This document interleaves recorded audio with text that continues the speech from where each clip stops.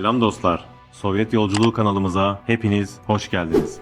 Bu videoda günümüzde hala sıklıkla duyduğumuz bir iddiayı masaya yatırıyoruz. Sovyetler Türklere düşman mıydı?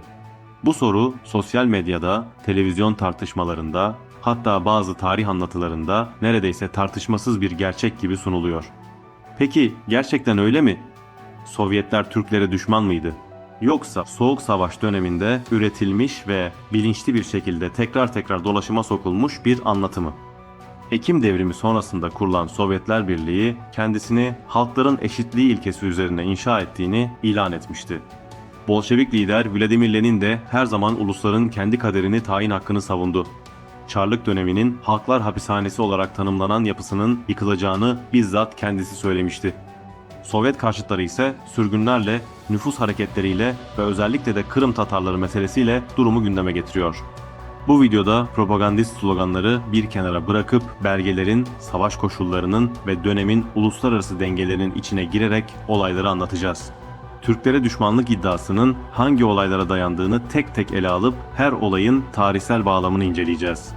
Sovyet fikir altyapısı Marksizme dayanır ve bu fikirler etnik üstünlükleri değil sınıf mücadelesine esas alır.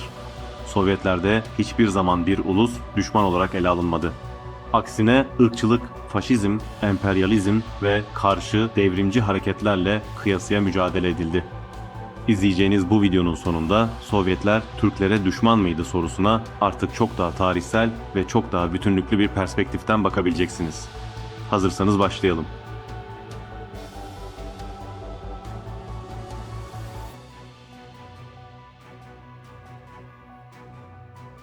Yıllardır Sovyetler Birliği Türklere düşmandı şekliyle duyduğumuz bir iddia var.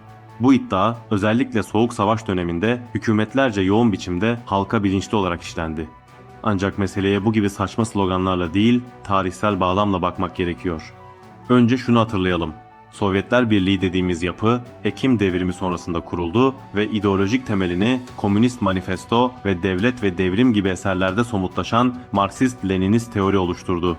Bu teorinin en temel ilkelerinden ulusların kendi kaderini tayin hakkı ilkesidir. Vladimir Lenin açıkça Çarlık Rusyası'nın bir halklar hapishanesi olduğunu söylüyordu ve Sovyet iktidarı zaten bu baskı sistemini yıkmak için gelmişti. Çarlık döneminde Türk halkları yani Kazaklar, Kırgızlar, Türkmenler, Özbekler, Tatarlar, Azerbaycan Türkleri gibi halklar sistematik asimilasyon, toprak gaspı ve kültürel baskıya maruz kalmıştı. Sovyetler Birliği ilk yıllarında bu yapıyı tersine çevirmeye çalıştı. Bu çerçevede ulusal diller resmi statü kazandı. Latin ve ardından Kiril alfabeleriyle kitlesel okuryazarlık kampanyaları başlatıldı. Türk halkları için özerk cumhuriyetler kuruldu. Stalin'in milliyetler politikası da ideolojik olarak eşitlik temelinde birlik ilkesine dayanıyordu. Yani Sovyetler Birliği bir Rus devleti değil, çok uluslu bir federasyondu. Bu konuyu Sovyet Federalizmi videomda genişçe zaten anlatmıştım. Video linkini sağ üstte bırakıyorum, oradan izleyebilirler. Bugün Türklere düşmanlık iddiasını ortaya atanların belli başlı savunmaları vardır. Bunlar 1930'lu yıllardaki nüfus hareketleri, 2. Dünya Savaşı sürgünleri, Kırım Tatarlarının tehciri gibi. Bu olayları bağlamından koparıp etnik düşmanlık olarak sunmak açıkça tarihsel bir çarpıtmadır. Çünkü Sovyet uygulamaları milliyet temelli değil, güvenlik ve savaş koşulları temelliydi. Bu ayrımı netleştirmeden ilerlemek mümkün değil. Şimdi gelin ayrıntılara biraz daha inelim.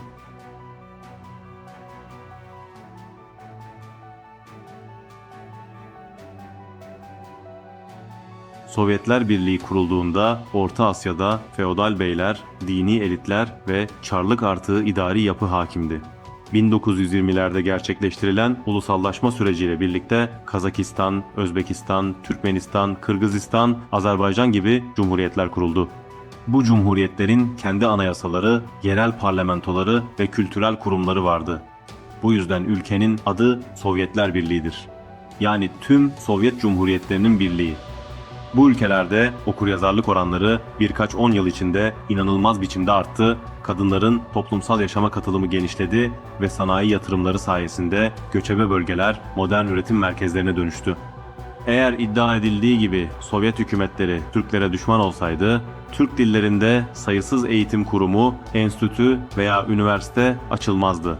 ya da yerel kadrolar parti ve devlet yönetiminde yükselmezdi. Veya Türk halkları Sovyetler Birliği içinde sanayileşmenin öncüsü yapılmazdı. Bu iddialara gülüp geçin.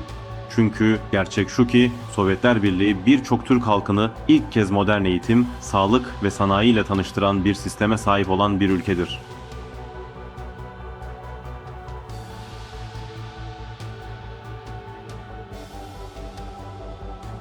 ...1930'lar ve 1940'lar Avrupa'nın en sert dönemleriydi. Faşizm yükselmişti ve İkinci Dünya Savaşı yaklaşmaktaydı. Sovyetler Birliği, Rus İç Savaşı'ndan bu yana ilk kez varoluşsal bir tehdit altındaydı. Savaş koşullarında ülkenin sınır bölgelerinde nüfus göçü politikaları uygulandı. Ancak bu uygulamalar iddia edildiği gibi yalnızca Türk halklarına falan değil, Alman kökenliler, Çeçenler, Karaçaylar veya Balkarlar gibi onlarca nüfusa da uygulandı. Bu durum savaş koşullarında ve askeri gereklilik olarak yapılan bir uygulamaydı. Peki bu kararlar etnik nefretler sebebiyle mi uygulandı yoksa savaş güvenliği için mi? Sovyet belgeleri ve akademik tarih tüm bu uygulamaların savaş sırasında Alman ordusuyla işbirliği yaptığı değerlendirilen örgütlenmelere karşı alındığını göstermektedir. Sovyetler asla herhangi bir milleti aşağı ya da düşman ırk olarak tanımlamadı. Bu tam aksine Nazi ideolojisinin yaklaşımıydı ve Sovyetler bu ideolojiyle savaşmaktaydı.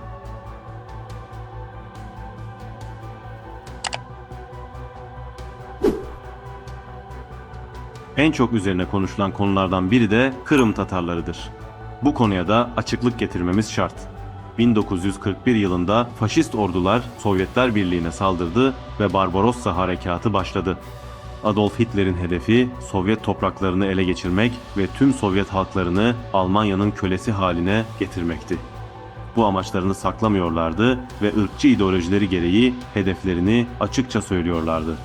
Ukrayna ve Kırım bölgesi de savaş için stratejik bir askeri üs konumundaydı.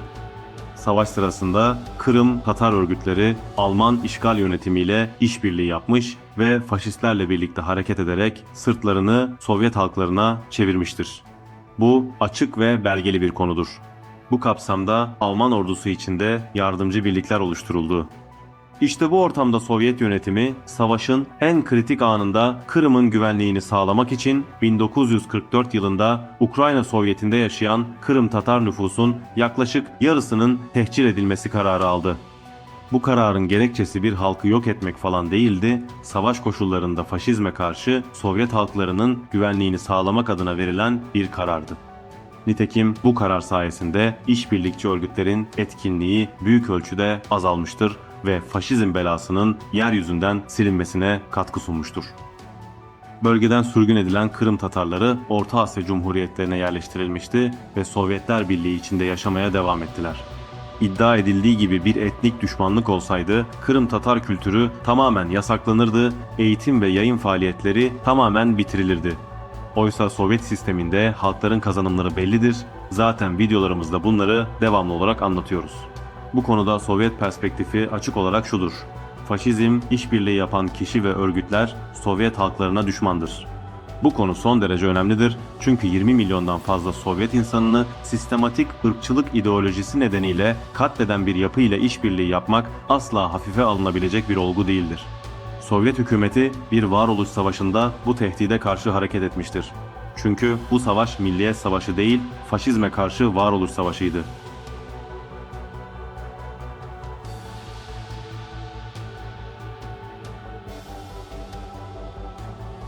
Sovyetler Türklere düşmandı iddiası Soğuk Savaş döneminde ideolojik bir silah olarak üretilmiştir. Bugün hala bunları söyleyenler o dönemdeki argümanları tamamen gerçek sanan veya doğrusunu bilse bile siyasal çıkarlar sağlayan kişilerdir. Gerçek tabloya baktığımızda gördüklerimiz nettir. Türk halkları Sovyetler Birliği içinde Cumhuriyet, Özerk Cumhuriyet veya Oblast dahil çok sayıda statüye sahipti. Sanayileşme ve eğitim yatırımlarından ciddi pay aldılar. Parti ve devlet yönetiminde her zaman yer aldılar ve kültürel kurumlarını geliştirdiler.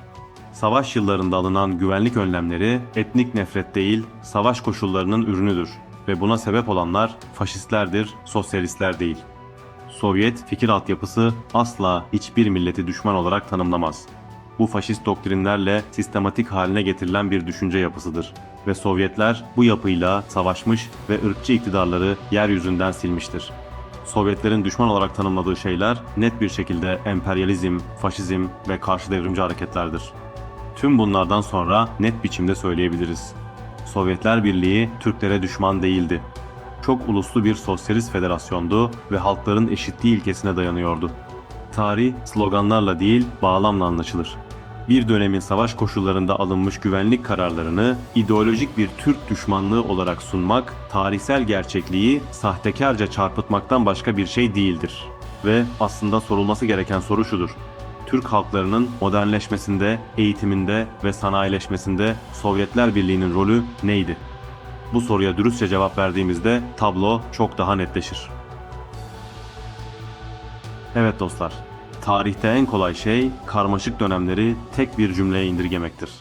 Sovyetler Türklere düşmandı demek de işte böyle bir indirgeme. Oysa 20. yüzyılın ilk yarısı, özellikle de 2. Dünya Savaşı dönemi, devletlerin varlık yokluk mücadelesi verdiği bir dönemdi. Sovyetler Birliği faşist işgalle karşı karşıya kaldığında kararlarını ideolojik polemikler yaratmak için değil, hayatta kalmak için aldı.